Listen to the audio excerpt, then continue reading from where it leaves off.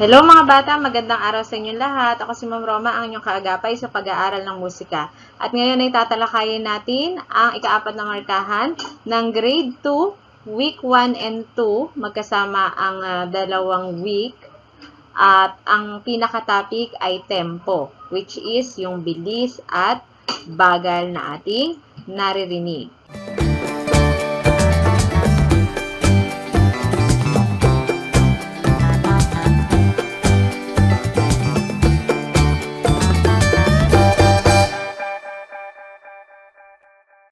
Yan. So, ano nga ba yung tempo? Ito yung bilis at bagal na ating narinig sa tunog, sa musika, at sa mga bagay na ating nakikita. Tempo. Ito rin yung mga bagay na nararamdaman natin. Ito ba ay mabilis o mabagal? Halimbawa, kapag pagod na pagod ka, kapag ikaw ay galing sa paglalaro, maging sa loob ng ating katawan, merong tempo tayong nararamdaman. Yun yung tibok ng ating puso. Mas mabilis ito kaysa doon sa nagpapahinga ka. Ito ay mas mabagal na tempo ng tibok ng puso. Yung beat ay may kinalaman din dito. Okay? So, yan ang para sa inyo, grade 2, para sa inyong week 1 and 2.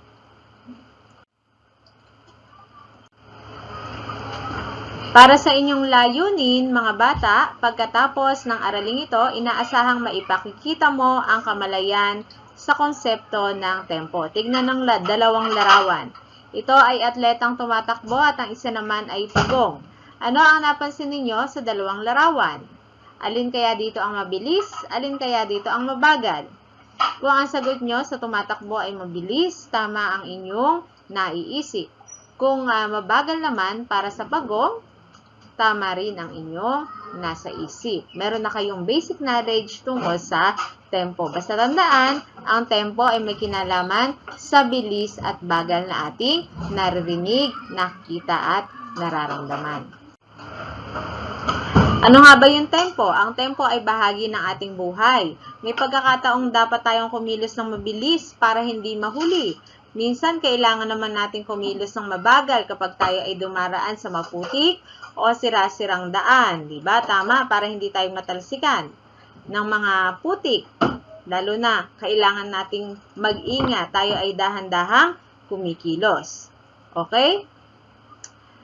Ang bilis sa musika ay tinatawag na tempo. Ang pag-awit at pagtugtog sa musika ay nakabatay sa tempo. Ang pag-awit ng lullaby ay dapat awitin ng mabagal. Samantalang ang masasayang awitin ay dapat awitin ng mabilis. Bakit kaya hindi natin kailangang awitin ng mabilis ang lullaby? Dahil ito ay ginagamit sa pagpapatulog ng bata. Kapag mabilis ang ating pagsasalita o pag-awit, kapag tayo nagpapatulog ng bata, di ba hindi makakatulog ang bata? Siya ay magugulat at magigising. Kapag masaya naman ang awitin, kailangan itong mabilis para mas maiparamdam ang ating kasayahan. Nakasayahang ating nararamdaman. Ang musika ay nangangailangan ng tamang kilos at ang bawat kilos ay nangangailangan ng tamang musika. So, kailangan ibabagay natin sa bawat nangyayari sa ating kapaligiran yung ating kilos, lalo na sa tunog na ating naririnig kapag tayo ay nagpe-perform. Sa unit na ito, makikita natin ang pagkakaiba ng mga tunog ayon sa bagal at bilis nito. Kaya halina, alamin natin ang iba't ibang angkop na bilis para sa mga gawain at awitin natin. Umawit at kumilos ng may tamang bilis. Karaniwan, ang masisiglang awitin na inaawit ng mabilis at ang awiting malungkot ay inaawit naman ng mabagal. Ang ating mga kilos ay iniaangkop natin sa saliw ng awitin. Kasi awkward kapag ang lungkot-lungkot ng kanta, ang saya naman ng kilos mo. Diba? Mukha ka may something. Ang ating kilos ay inaangkop natin sa saliw ng awitin. Kapag masayang tugtog, alangan namang ipakita mo na mabagal kang bumalaw. So, kailangan match sila. Kailangan ay angkop yung kilos sa tunog na ating naririnig. May kasabihan nga tayo kung ano yung tugtog siyang sayaw. Ayan. So, aawit tayo at kikilos sa tulong ng gabay ng inyong magulang o nakatatandang miyembro ng pamilya. Pakikinggan ng awit ng Tiririt ng Maya. So, papatugtugin ko ang awit ng Tiririt ng Maya at sabay-sabay natin itong awitin. Damahin nyo yung tempo ng awit. Okay? So, kaiba yung lyrics nito doon sa mga lyrics na nakita natin sa K-12. Pero ito yung nasa module, ito na lang yung ating i-lyrics. Kasi ito ay folk song. Alam natin yung Tiririt ng Maya ay isang uri ng folk song. Ayan. So, sabayan nyo ako kapag ka inyong nauulinig yung tugtog. Okay? Pakinggan. Tiririt ng Maya, tiririt ng ibon, sila'y nakadapo sa sanga ng puno. Tiririt ng ibon, tiririt ng Maya, ibig at kalambing, awit ay kay ganda. Ayan. Ayan, so yun yung tono ng Tiririt ng Maya. So yung isang lyrics nito, ito yung isang lyrics nito. Sana hindi makapiright para mapakinggan nyo. Ng Maya, tiririt ng ibon, ang huni ng tiyan ko'y tinumis na baboy. Tiririt ng ibon, tiririt ng Maya, ang huni ng tiyan ko'y tinumis na baka. So, ayun. So, pareho lang naman sila ng tono. Yung lyrics lamang ang nagkaiba dito sa module. Kasi Philippine folk song, hindi ko alam kung alin yung tamang, yung tamang lyrics. Pero dahil ito yung nasa module, marahil ito yung lyrics. Okay. So, damhin nyo lang yung tempo ng awit. Tapos, kumilos kayo ng naaayon doon sa tugtog. So, nakita nyo naman na hindi naman ako sumayaw-sayaw na ganyan. Okay, ulitin natin yung may tamang kilos.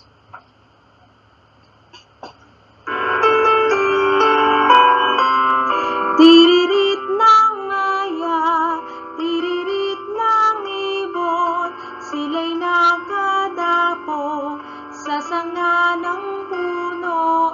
Tiririt ng ibon, tiririt ng Maya, ibig ay kalambing, awit ay kay ganda. Ayan, so yun yung awit na Tiririt. Nadaman nyo ba yung tempo ng awit? Ito naman, sa tulong o gabay ng inyong magulang o nakatatandang miyembro ng pamilya, pakinggan mo naman ang awit na Ili-ili tulog anay. Damahin ang tempo ng awit. So, ito ay Visayan folk song. Okay, ito ay ginagamit bilang pagpapatulog sa sanggol. So, sabayan nyo ako kung alam nyo tong awit na ito, ha? Ayan, subukan nating awitin.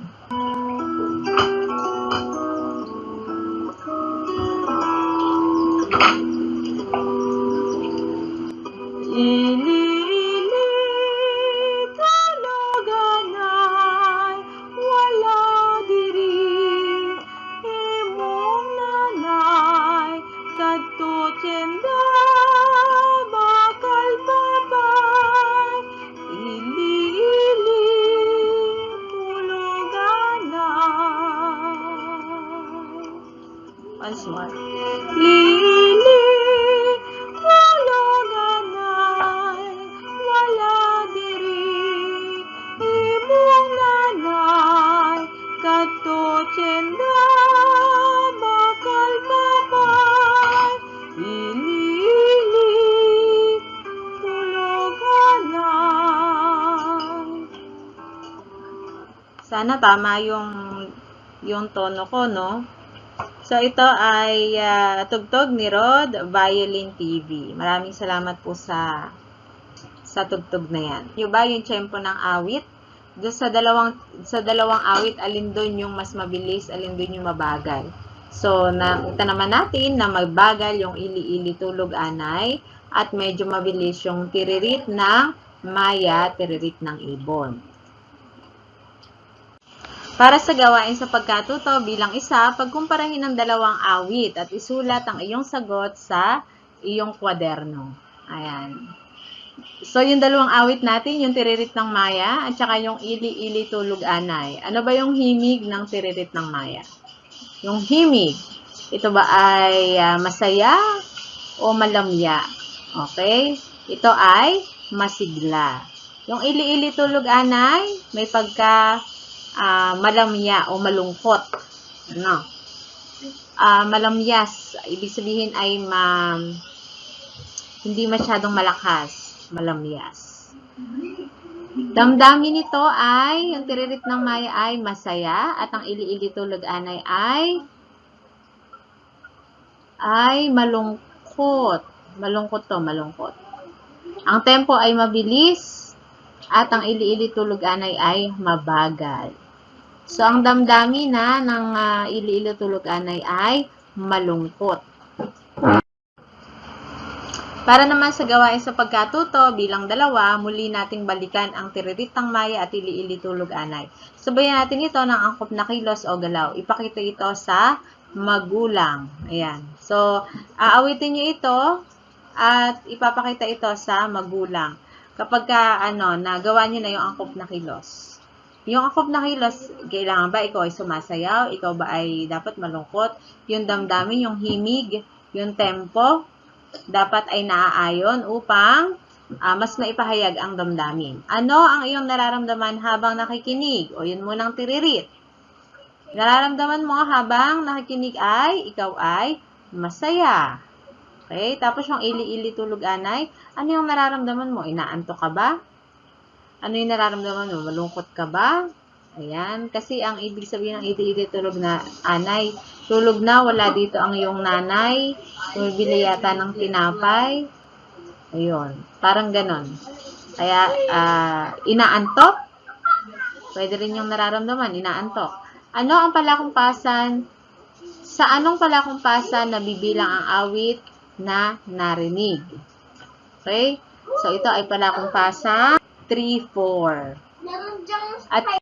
At ang ili-ili tulog anay, ito ay nasa palakumpasang 3-4 din. So, ang tiririt ng maya at ang ili-ili tulog anay ay nasa palakumpasang 3-4.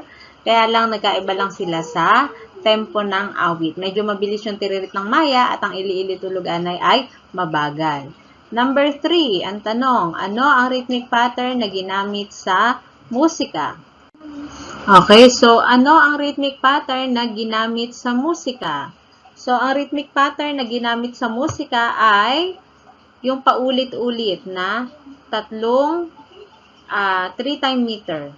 Okay, so yun ay, ano ang ibig sabihin kapag paulit-ulit? Ito ay ostinato. Rhythmic pattern na inuulit at ginagamitan nito na pansaliw sa awit na ostinato. Okay? So, yung rhythmic pattern, pwedeng galaw ng katawan, ganyan. Ili-ili, tulog anay, wala dito, imo nanay, da-da-da-da. O, yun ang rhythmic pattern. Ito yung galaw ng katawan na maaaring ipansaliw mo sa awit. Okay? At syempre, yung rhythmic pattern niya ay beat. Ilang beat ba yun? 3 kumpas. Okay? So, 3 kumpas. Tatluhang kumpas. So, maaaring ipalakpak na 3 kumpas. Tiririt, 1, 2, 3, 1, 2, 3, 1, 2, 3. Yun yung rhythmic pattern. Ibig sabihin yung pantay-pantay na inuulit na ginagawa mo. 1, 2, 3, 1, 2, 3, 1, 2, 3, 1, 2, 3. Ang tawag doon ay rhythmic ostinato. So, maaari kayong gumawa ng stick notation para maging rhythmic pattern. Okay? So, 3 stick notation. Pwedeng rhythmic pattern niya ay 3. Ayan, katulad nito.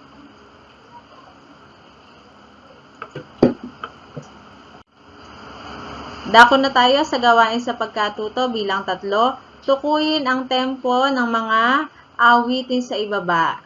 Okay? So, yung awitin natin, mamaya ipapakita ko sa inyo. Tapos, papangkatin natin ito kung mabilis, mabagal, at mas mabagal. So, sabay-sabay natin gawin. Ayan. So, narito yung ating mga awitin.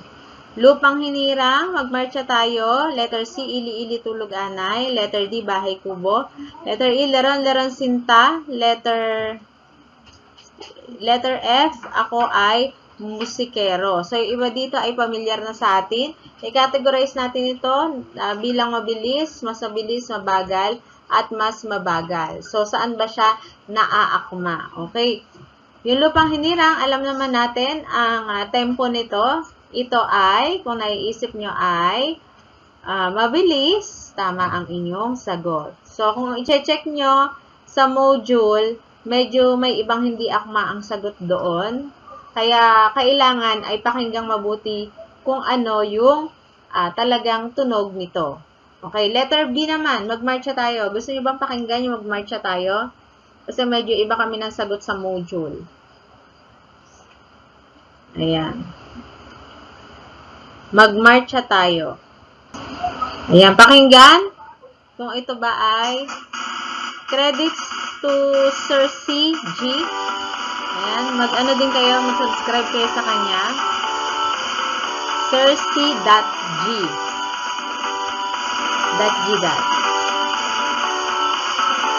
Ayan. Sa palagay nyo, 2, 5, pangka, kami mga bata ay nagmamarcha. 1, 2, 5, na, kaya kasundaman sila sa ludo. Ayan. So, yun yung magmarcha tayo. So, mas mabilis naman sa lupang hinirang, di ba? So, kaya ang sagot natin dito ay mas mabilis. Okay? So, kapag hindi kayo familiar, pwede niyong pakinggan. At hindi kayo sigurado sa inyong sagot, pwede niyong pakinggan.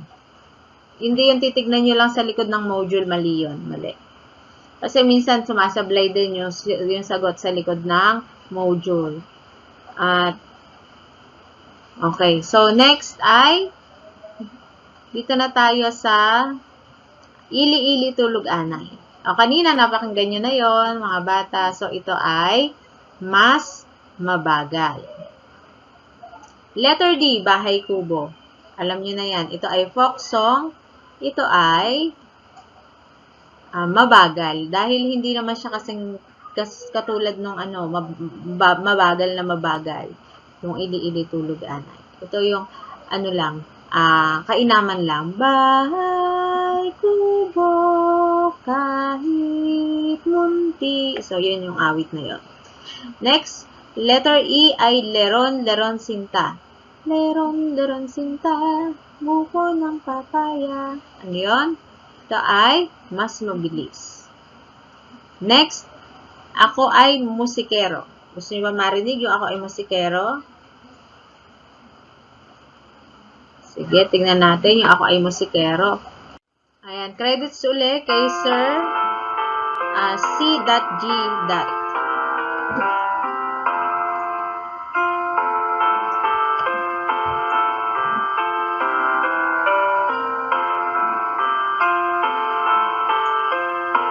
Okay, so yun ang ako ay musikero.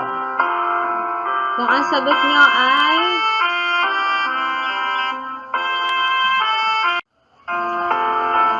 ayan, pakinggan natin. Credits to Sir C.G. Ako ay musikero, mahusay tumugtog. Pakinggan mo ako, instrumento ko ito.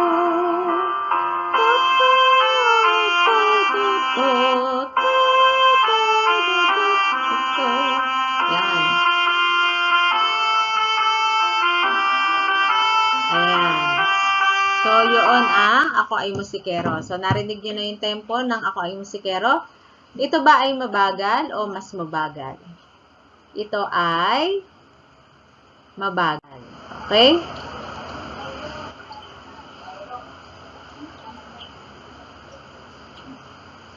So, sa gawain sa pagkatuto, bilang 4, subukan mong buuin ang mga sumusunod na pangusap batay sa natutuhan mo sa aralin. Gawin ito sa iyong sagutang papel.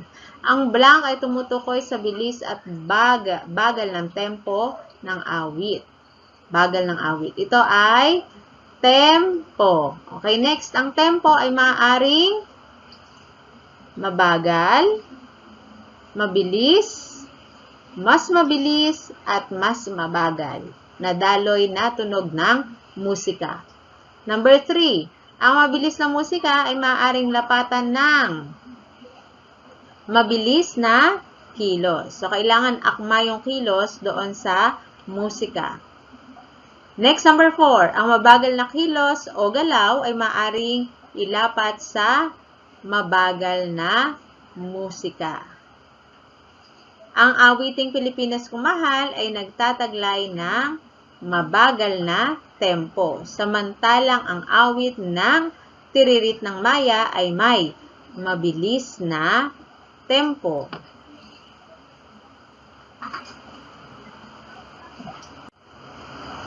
Dako na tayo sa gawain sa pagkatuto bilang 5. Ipakita sa pamagitan ng checklist ang kasanayang natutuhan. Lagyan ng check ang mga kahon sa ibaba ayon sa iyong pagkatuto. So, lagyan natin ng check kung nayugnay ba ang kilos sa mabagal at mabilis na tempo. Nayugnay ba yung kilos sa mabilis o mabilis na tempo ng awitin? Naipakikita ba yung pagbabago sa kilos at galaw? Kailangan kasi kung mabilis din yung galaw. Kung mabagal din yung galaw. Naisagawa ba yung buong sigla at may tamang kumpas? So, yung kanina itinanong yung rhythmic pattern. So, kailangan yung rhythmic pattern ay ayon dun sa kumpas. Maraming salamat sa pagsama kay Tutoroma para sa inyong week 1 and 2. Nawa nakatulong kahit pa paano ang video ito para masagot ang inyong ilang katanungan. Kung nakatulong ang video ito, please like, share, and subscribe para sa hindi pa nakaka-subscribe. At pwede rin i-share ito sa inyong mga groupmates at sa inyong mga klase para maabot din sila ng ating pag-aaralan. Maraming salamat sa patuloy na pagsuporta. Palaging mag-iingat.